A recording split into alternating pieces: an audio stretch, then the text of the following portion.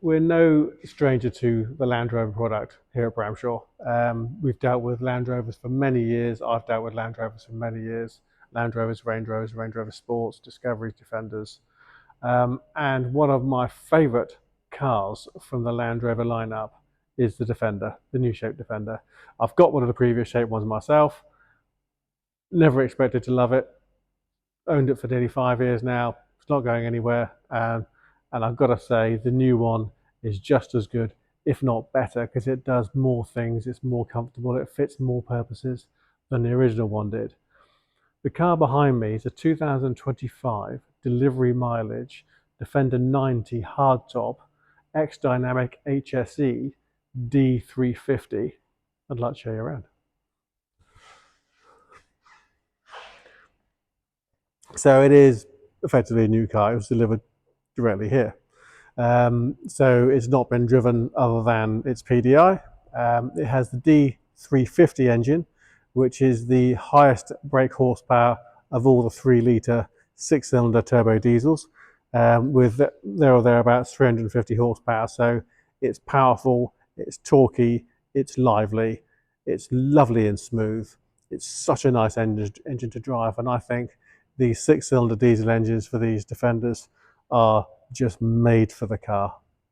I can't think of a better application than this car. And if the previous shape Defender had an engine half as good as this, I think it would have been an absolute boon. So it's a VAT qualifying. So if you're buying a commercial vehicle through your business, there are tax advantages in the same way as there would be if you're buying a brand new car. So speak to your accountant.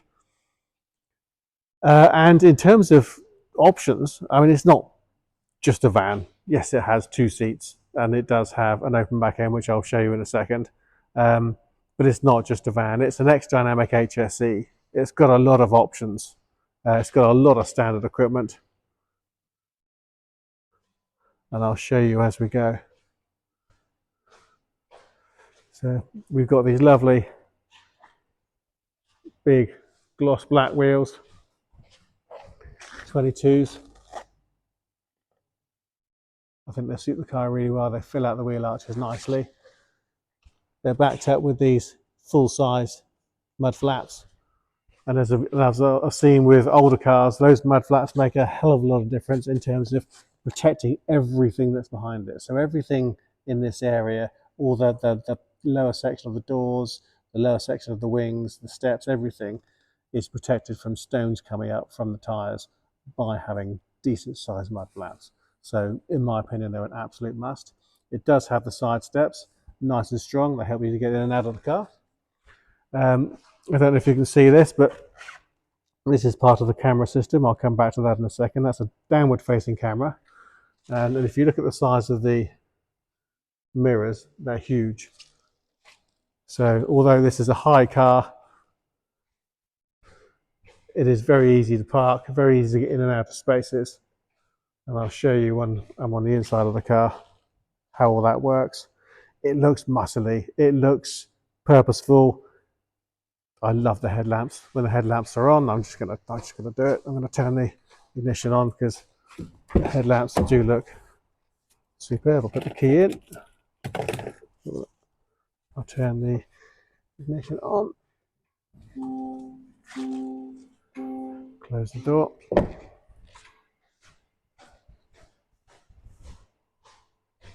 It's a silly thing. It's, you know, it's purely cosmetic, but I like that. I like the design of the LED in the front headlamps. Now I'm going to walk around to the back and show you that I also love the design of the headlamp, or the design of the tail lights. Very cool. Attention to detail. I'll turn the ignition back off again now. I'll come back to that.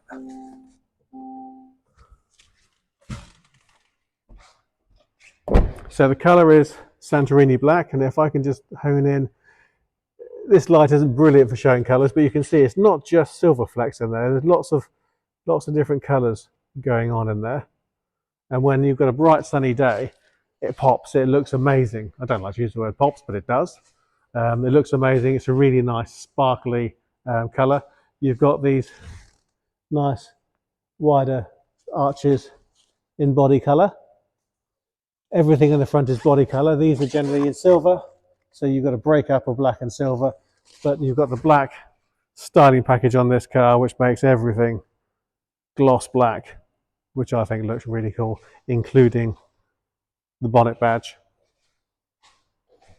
You've got the tread plate design on the bonnet either side. Not that you're going to stand on them, because you probably won't, not like you could have done with the previous one. And you can see there a nice wide footprint, so this car does have a lot of grip in the wet or dry. Does very, very well on the road. Side vents, as you can see. A full-size spare wheel housed on the back. Now if I open up, there's a little pressure pad just underneath here. Pull that. And there we have the interior of a Defender hardtop that's never been used. The little hangers in the corners. You've got the skylights that tell you that this is a Defender, just letting a little bit of light in. And all the interior there is brand new, never been used. There is a nice, thick, very heavy duty mat on the floor. If I press that button, that pops up. This is a lockable storage space. I can lift that up out of the way, and it's on gas shocks. And there's the tools, but it gives you a bit more space here, which is lockable and out of sight of anybody. So that's a nice thing to have. You have things you need to hook onto there to stop them from spilling out all over the floor, you can do. And then here you have your air suspension. Now, is it going to work with the ignition off? Let's just see. So up and down. So if you're loading things into the boot, there we go. I can hear that going up. Now I'm just going to leave my hand where it is on the phone, so you can see how much that's moving up. And now I can hear the tyres moving. There we go. Just move that back up again to catch up. Right, now this is now at waist height. So the benefit of being able to do that, if you look at the gap between here, staying on the tyre, here and here, that's a big span there. So you've got a lot of ground clearance. You can get over obstacles a lot more easily. You can go through water a lot better. So you've got three settings. You've got the access setting, which is the lowest setting, which helps you to get things in and out. So at the moment, that's about belt height for me. So I'm going to drop it down, and I'll hold the camera steady so you can just see how far the car moves as it drops. So if you've got something heavy to lay on the back of the car, that is now definitely a lot lower than belt. I'm not going to say where that is, but it's a lot lower than the belt height. And now you can see the amount of space between the wheel and the wheel arch is significantly reduced, so give you a lot better access in and out of the back. Air suspension, a lovely thing to have. So I'll shut the back door. Now moving to the inside, this is the X-Dynamic HSE, so it has lots of standard equipment, which includes the Meridian surround sound system, electric memory seats, electric door mirrors. There's the electric seats. That does the base of the seat, that does the back of the seat. This one does your lumbar and it changes the shape of the seat to give you more comfort. There's lots of lateral support here. The leather's lovely and soft. Again, it's all just brand new. You can see the center part is perforated leather. You can see out of the back quite nicely.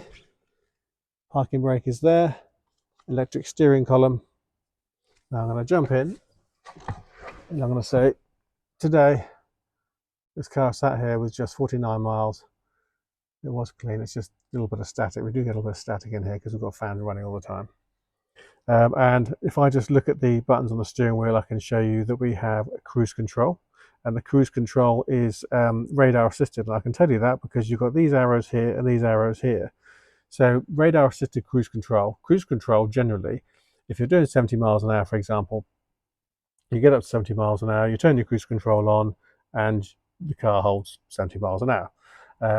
If someone pulls out in front of you, you either need to touch the brakes or move out of the way, and then wait till they go back in again, and then to put yourself back up to speed. With adaptive cruise control, it takes into consideration other cars in front of you. So if someone pulls out in front of you doing 60 or 65 miles an hour or slower than you are, it'll notice that and it'll slow down. It'll keep pace with the car in front until it moves out of the way, and it'll accelerate back up to where you had it set to originally. The reason you got this button and this button is you can close the gap between yourself and the car in front, or widen it depending on what your comfort settings are. That's a nice thing to have. And then you can change it for a limiter as well. So if you're going through a camera area, you can set it as a limiter, and you can drive completely normally, and then when you get to a certain limit where you know the cameras are, the car will level off. It also has lane assist, which helps keep you in a straight line if you're on a long journey. And one of my favourite things is a heated steering wheel. It's one of the things you laugh at, but once you've had it, you don't want to lose it. All the buttons here, they drive this screen, which I'll show you in a second. So if I now put my foot on the brake, there is the stop-start button, press and hold. It's leapt into life. All the navigation system has now leapt into life as well. So here we have a big storage bin there, and if you look there, if your phone supports it, that's wireless charging. Just pop your phone on there, it'll start charging if your phone supports it. You've got more vents coming out of the back here, and then you've got your climate control system here, which you can see. You can adjust the temperature for either side. Now if I push the button, it goes onto seats. Now the perforations, can you see the blue there? Perforations now mean that coming out of that seat, or coming out of this seat, and I can feel it because it's the driver's seat, is air is now blowing on the base of the seat and on the back of the seat to help keep me cool and stop me from getting a bit hot and sticky or sticking to the seat. If I now move that across, you can turn that down, so 3 different settings, and then you can move across to heat. So you've got heated and cooled seats, and that's marvelous. I think that's a lovely, lovely option. Reversing, I don't know, you've got rear demist and front demist. So the front demist on the, you can do this one on the fan. It shuts all the vents, gives you a concentrated blast on the screen, but it also has, I don't know if you can see this, I don't know if you can see that actually, but you've got wires running through the screen that you can barely see. You've got to look very closely to see them, and that clears the screen. If you've got ice or snow, clears it a lot more quickly than air would alone. So that works really nicely. And the air suspension is at its lowest comfort setting at the moment, or its lowest access setting. And if I press that button, I can hear the air compressors working. That's now raising the car up. It's now mid height, and it'll raise it up again. And now we've got full height. So if I were to go into the apps version by touching this button here and scroll through, it's not going to show me the dimensions actually. We now have 2'11" wading depth. So at the lowest setting it's 2'6", at the medium setting it's 2'9", and at the highest setting it's 2'11", that you can wade through without presenting yourself with a problem. USB-C charging points. More USB-C charging points and a standard charging point there, and you can see there that that tray just moves in and out of the way, and then you've got cup holders there as well. If I pop this pistol grip, so you've got park, which is here, and you've got a pistol grip. If I push the pistol grip and then move it forward into reverse, this is now telling me that the door's open. Please don't do any of this while the door's open. So now I've got a really clear rear view camera, and that's going to make parking a lot easier. And then you've got the 360-degree camera. Now I showed you the little lens on the door, so you've got cameras all the way around the outside of the car, all pointing downwards, and that gives you a good view all the way around. Now if I turn the steering wheel, look at the yellow lines. So on the main screen, you can see that line now veers off and it gives you a trajectory backwards. And this one here gives you a trajectory as well. It shows you where the wheels are going to swing the car. So if you're in a car park and it's late at night, it's dark or it's raining or what have you, that is going to make getting into a car parking space so much easier than if you didn't have it. And if you wanted a different view, I can press for 3D and I can now change my view as to where I'd like to have my vantage point from while I'm parking. That is pretty cool. So I'm going to put it back into park just by pressing that. Go back to home. So we have 3 different sections to home: navigation, phone and media. Now we've got 3 dots here that are populated. These 3 aren't and these 3 aren't. That tells me that I've got another page here: media, weather, slope assist. Another one here with your 4-wheel drive options.